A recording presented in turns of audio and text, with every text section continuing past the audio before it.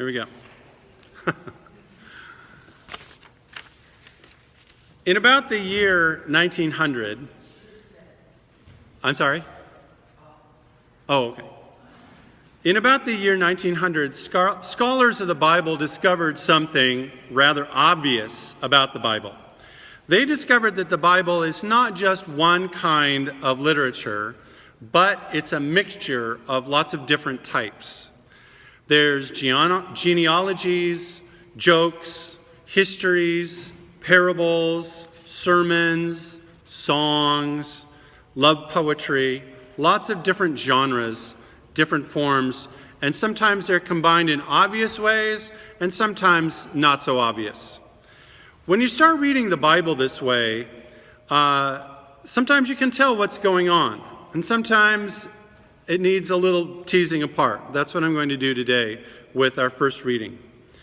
So one of the beginning steps when you look at the Bible in this way is you try to figure out what's the genre, what's the type, the basic style. And we call this form criticism. So we're going to look at Isaiah's poem, probably the most famous passage from Isaiah, with this form critical lens. So let's start with the very first line. Let me sing for my beloved my love song concerning his vineyard. Well, this sounds like the beginning of a love song, many love songs.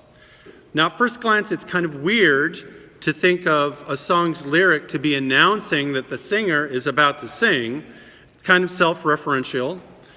But it does happen, and you can think of examples. Here's a couple that I came up with. Elton John, in his song, My Song. If I was a sculptor, but then again, no, or a man who makes potions in a traveling show. I know it's not much, but it's the best I can do. My gift is my song, and this one's for you. Okay, sorry about the bad singing. Another example comes to mind. This is dedicated to the one I love, sung by the Mamas and the Papas. And here's the best example I could think of. You'd think that people would have had enough of silly love songs.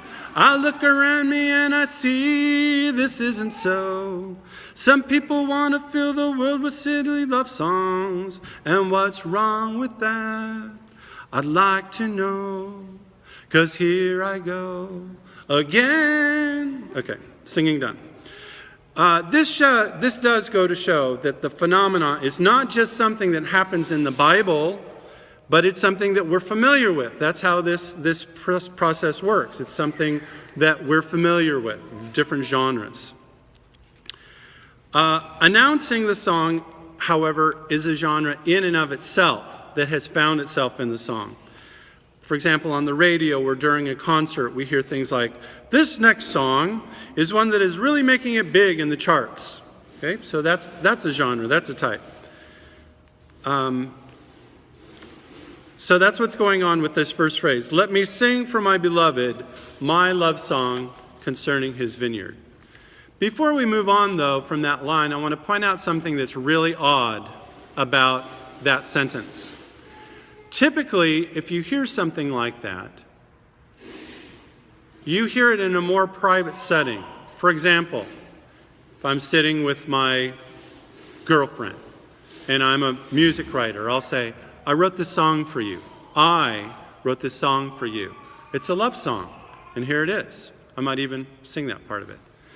But what's different here is the writer of this poem saying, let me sing for you a love song concerning my beloved. Now, beloved here is talking about his friend. It's not his girlfriend.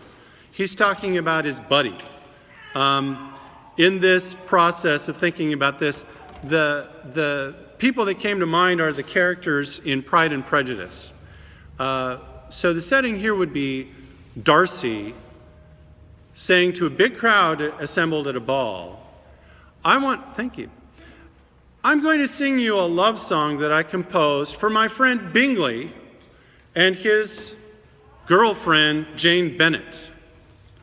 Okay, very public, and it's Darcy singing his song that he wrote for his best friend and his best friend's vineyard, which in this case would be Jane. Okay, is everybody with me? Well, the question is, why is he doing this? Why is he doing this? Why is he going public? And I'm going to just kind of tip my hand here. It's not a good thing. This observation, here's what I wrote. That observation turns out to be foreshadowing of the drama about to unfold. So let's move on to the next verses and again ask the question, what's the genre? My beloved had a vineyard on a very fertile hill. He dug it, and he cleared it of stones, and he planted it with choice vines. He built a watchtower in the midst of it, and hewed out a wine vat in it. Now, I just got done telling you the genre right now here is love song, and you could think of this as a love song, but once again we have a genre within a genre. I think of this genre as the genre of meticulous, careful, complete preparations. It's kind of part of a story, all right? All the steps that the person took. And again, I ask you, does any genre come to mind? Probably, if you thought about it for a while, but this is a sermon, so I'm just going to tell you my answer. The one that came to my mind was Edgar Allan Poe's story, The Telltale Heart. So I'm going to quote it here. You think I'm mad? A madman cannot plan, but you should have seen me. During all that week, I was as friendly to the old man as I could be, and warm and loving. Every night, about 12 o'clock, I slowly opened the door. And when the door was open wide enough, I put my hand in. And then my head. In my hand, I held a light covered with the cloth so that no light showed. And I stood there quietly. Then, carefully, I lifted the cloth just a little so that a single, thin, small light fell across that eye. For 7 nights I did this, 7 long nights, every night at midnight. Ooh, creepy. So that's an example of the genre of careful preparations that are taken. The narrator tells you step by step. Well, when an author or writer carefully spells out the careful plans they made, there's a reason for it. He's making a statement about the character. Here's a person who is really thinking things through, premeditated, patient, disciplined, imaginative, problem-solving. And all of this is very self-motivated, intentional behavior. It's for a purpose. And the purpose is something that the person planning it really, really cares about. So in the example of the Telltale Heart, we know that story. The person is going to murder the old man.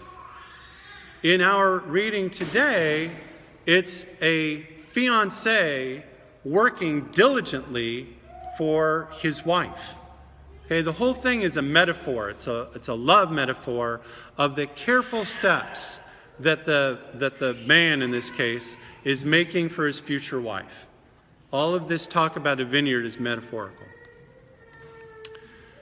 At rock bottom, he works so hard for someone out of love, out of a deep commitment, and out of care. Well, there's more to it than that. And this is revealed in the next phrase. He expected it to yield grapes, but it yielded wild grapes.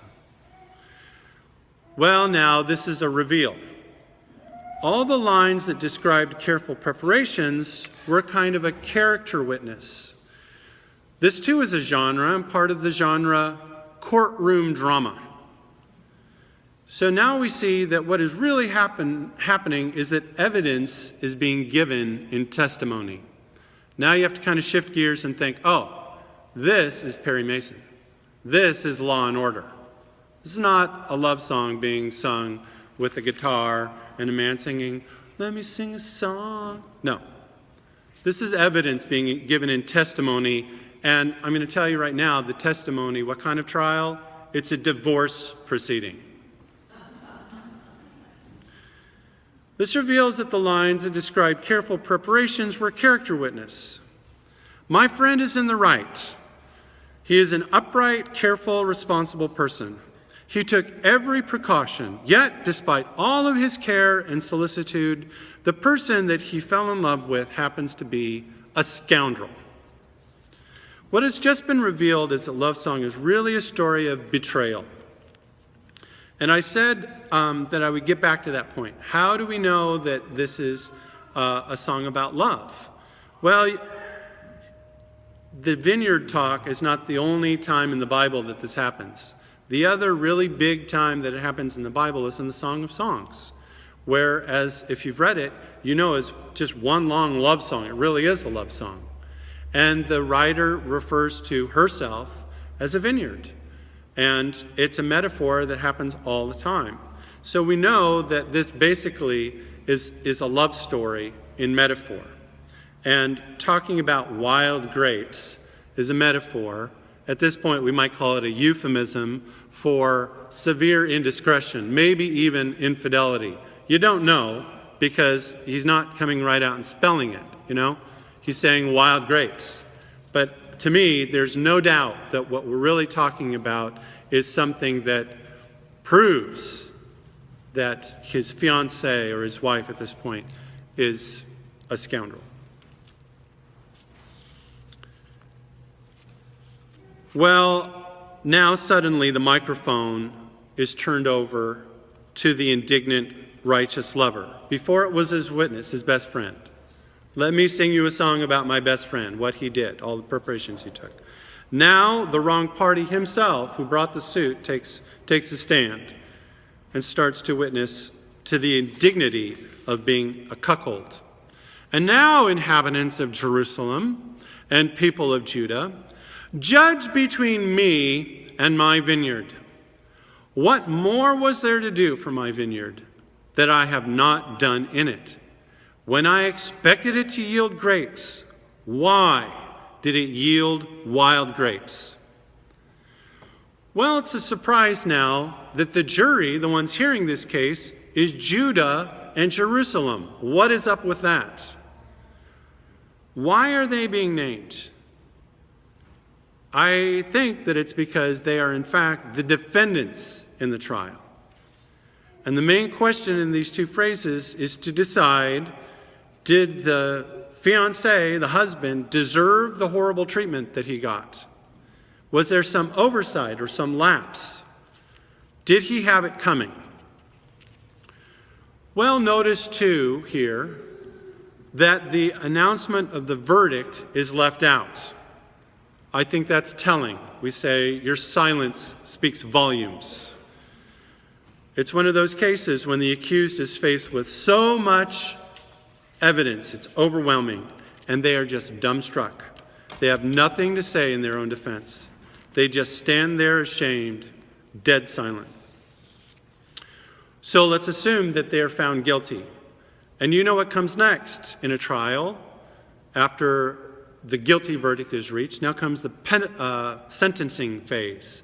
The penalty is determined. Here it gets a little different from what we're used to. In our criminal justice system, the prosecuting attorney might suggest a sentence, but the judge and the jury are the ones responsible for coming up with the fair, appropriate consequence, and the state is usually the one that carries out the consequence, the sentence. But here, in the olden days, perhaps this is the way it was, we see that the guilty party is turned over to the righteous lover. It's a kind of a house arrest, home-delivered style of punishment. They turn the wife over to the husband and say, I guess you're going to carry out the punishment yourself. Not very cool, but that's the ancient world. And here's the phrase, and now I will tell you what I will do to my vineyard. The following verses are an echo, in reverse, of the careful preparations the righteous lover, metaphorically referred to as a vintner, took on behalf of his love. In loving, careful preparation, he built up. Now, in bitter and enraged judgment, he's going to tear down. All the terrible things that in his imagination motivated him to put up precautions are now going to become terrible realities. Now we learn why there are hedges, walls, and watchtowers in the first place. It's to protect us. But we're going to find out that undefended grapes get stolen, smashed, crushed, and uprooted. Undefended vines get chopped up. And now the bigger surprise comes at verse 6. Up until this point, we could have imagined that it was a love song, or no, wait, it's testimony at a divorce trial. And we could imagine this between two people, an unhappy husband and his wife. We can imagine Darcy and Bingley and Jane slugging it out in a court of law. But who says this? I will also command the clouds that they rain no rain upon it. The stakes just got quite a bit higher. And the true enormity has just been revealed, who we're talking about. We're not talking about one man versus his wife. We're not even talking about one king versus his kingdom, his rebellious subjects who refuse to pay him the suitable homage. We're talking about God commanding clouds. So this is a rather more frightening turn of events. Moving on, the first half of verse 7, I think, is one of the most boring biblical genres. It's where someone later comes along and explains the parable for those who didn't get it. But the second half of verse 7 contains what I consider the original kernel of what would be a street preacher's sermon. This would fit on a protester's placard that they carry to the protest. This would make a really good chant. This is the center around which the rest of the web is spun. This is the bone that holds the whole body together. This is the stone that the builders rejected that became the cornerstone. And it's just a verbal thing. It's just a moment. But here it is in Hebrew. Vaikav mishpat, hine mishpach, tzedakah, hine tze'aka. So you see there's kind of a rhyme there. Hebrew loves this kind of thing. I'm not sure I could make it a good chant because my Hebrew's not that good, but it would be like, Vishkav mitpat, hine mishpach, right? Tzedakah, hine tze'aka. The kind of rhyme, just one letter difference. He expected justice, but behold, bloodshed. Righteousness, but behold, a cry.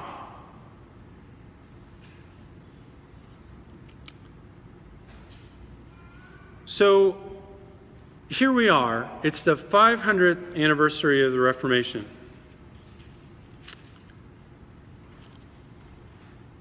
And this reading today makes me think of one of Luther's chief insights, that there's a distinction in the Bible between law and gospel in Scripture. And according to Luther, this is one of the really big problems that he had with the church at his time. They couldn't tell the difference, which one's law and which one's gospel, when you're reading the Bible. They had it mixed up. And Luther himself said, well, it's not that easy. It takes a lifetime to figure it out. Luther says the Bible divides like night and day into words of law, judgment and condemnation on the one hand, and gospel, grace and love, undeserved generosity on the other. What does today's poem tell us about this? It tells us in the story what came first. Love. That's gospel. That's grace. There's another song. You can't hurry love. No, you just have to wait. You can't force it. Two people fall in love. There's no rules. But when promises are made, contracts, covenants are made, things get more serious. Yes, Now there's law. And if things go south, you find yourself in court hearing public testimony about things that used to be private. And someone else determines right and wrong and lays down the law. Today's reading is an opportunity for all of us to reflect on something that I assume is very near and dear to you. Your love life. And how it's a gift from God. It's gospel. However, somehow, the law crept in, for better or for worse. I just think it's an opportunity. You are the church. You're baptized. The Holy Spirit speaks to you, is speaking to you right now. And it's an opportunity for you to reflect on the gift of love and the responsibilities that are now put on you to behave in a certain way because of this gift.